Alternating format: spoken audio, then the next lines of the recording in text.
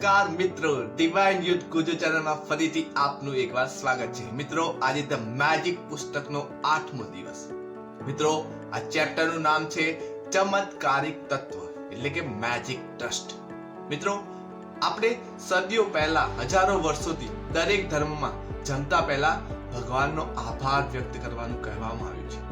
મિત્રો, પણ તમને શું લાગે છે કે આજના દોડભરા યુગમાં, ઇન્ડસ્ટ્રીયલ યુગમાં કોઈ ભગવાનનો આભાર માનતું હશે?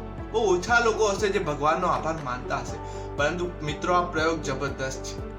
આપણે જ્યારે જમતા પહેલા વિચારીએ છીએ કે મારી થાળીમાં જે વાનગીઓ આવે છે, જે શાક, રોટલી, દાળ, ભાત કે જે આપણે ફળ, દૂધ કે જ્યુસ જે પણ પીએ છીએ, એમાં કેટલા બધા લોકોનો સહકાર છે.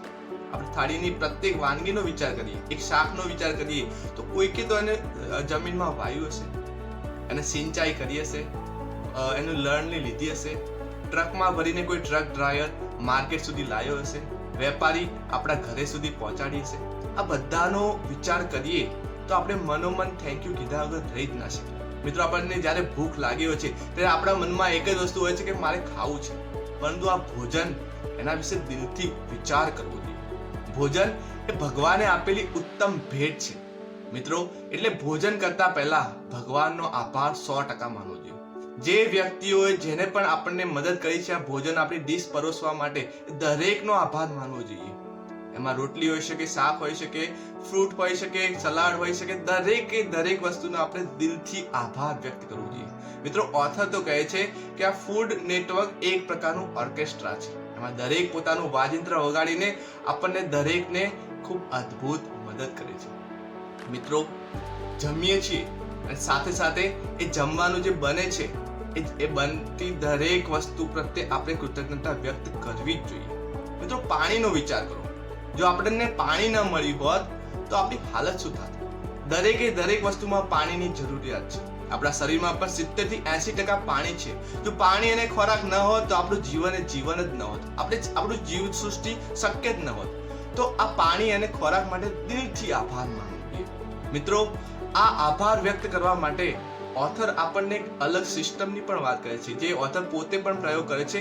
એ છે ધ મેજિક ડસ્ટ એટલે કે ચમત્કારિક તત્વ. જો આપણે ખાતા હોઈએ, જે કોઈ પણ વસ્તુ જમીએ અથવા પાણી પીએ છીએ, તો ઓથર કહે છે કે હું મારી હાથની આંગળીઓ, જેમ મીઠાની ડબ્બી આપણે વસ્તુ પર મીઠું છાંટીએ છીએ, એ પ્રકારે હાથની આંગળીઓને ફેરવી અને એવી કલ્પના કરે છે કે એમાંથી એક મેજિક ડસ્ટ નીકળે છે, મેજિક તત્વ નીકળે છે અને જે ખોરાક ઉપર પથરાઈ જાય છે, જે અનેક ગણી સ્ફૂર્તિ અને શક્તિ આપે છે. મિત્રો, આ પણ પ્રયોગ આપણે કરી શકીએ.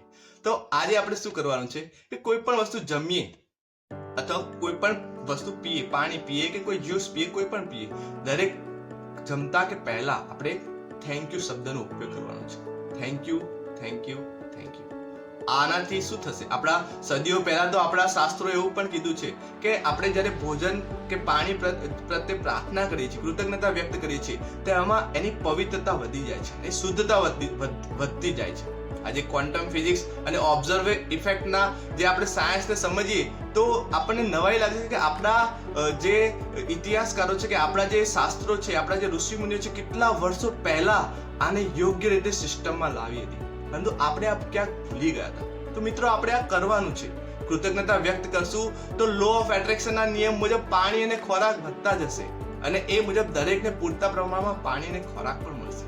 આ પ્રયોગ કરવા જેવો છે મિત્રો, અને આ પ્રયોગ કરવાથી આપણી સ્ફૂર્તિમાં પણ વધારો થશે, ખોરાક અને પાણીમાં પણ વિશ્વમાં વધારો થશે અને દરેક લોકોને ખોરાક અને પાણી પૂરતા પ્રમાણમાં મળતું જશે. તો મિત્રો, 8મા દિવસના પ્રયોગમાં શું કરવાનું છે? ફર્સ્ટ સ્ટેપ, નવી 10 વસ્તુનું લિસ્ટ. હા મિત્રો, આજે 8મો દિવસ છે અને નવી 10 વસ્તુ પરથી જ્યારે આપણે થેન્ક યુ કહીશું ત્યારે આપણા જોડે 80 વસ્તુઓ એવી છે કે જેના માટે આપણે ભગવાન પ્રત્યે દિલથી કૃતજ્ઞતા વ્યક્ત કરતા થઈશું. બીજી વસ્તુ શું કરવાની છે સેકન્ડ સ્ટેપમાં, કે આપણે જે પણ વસ્તુ આજે ખાઈએ છીએ કે પાણી પીએ છીએ કે જ્યુસ પીએ છીએ, દરેક વસ્તુ જમતા પહેલા, પીતા પહેલા આપણે મનોમન થેન્ક યુ કહેવાનું છે, દિલથી એનો આભાર માનવાનો છે. આ દિલથી આભાર માનવાથી આ ખોરાક પ્રત્યે આપણો ભાવ વધશે, પ્રેમ વધશે અને સાથે સાથે સ્ફૂર્તિમાં પણ વધારો થશે. અને થર્ડ સ્ટેપ, ધ મેજિક રોક. હા મિત્રો, મેજિક રોકનો પ્રયોગ પણ ભૂલવાનો નથી. રાત્રે સૂતા પહેલા દિવસભરમાં જે પણ પોઝિટિવ ઘટનાઓ બની હોય એને યાદ કરવાની છે અને સૌથી શ્રેષ્ઠ ઘટના માટે 3 વખત હાથમાં પથ્થર રાખીને થેન્ક યુ બોલવાનું છે. Thank you, thank you, thank you, thank you so much પ્રભુ. મિત્રો, આ 8 દિવસનો પ્રયોગ કરો, તમને 100% તમારા જીવનમાં પરિવર્તન દેખાશે.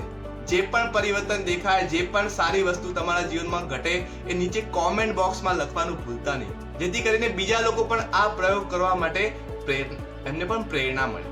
મિત્રો, તમને આ વિડીયો ગમ્યો હોય તો લાઈક અને શેર કરવાનું ભૂલતા નહીં, અને જો ચેનલમાં નવા હોય તો એને સબસ્ક્રાઇબ ચોક્કસથી કરજો. ફરીથી મળશું નવા પ્રેક્ટિકલ સાથે. Thank you so much.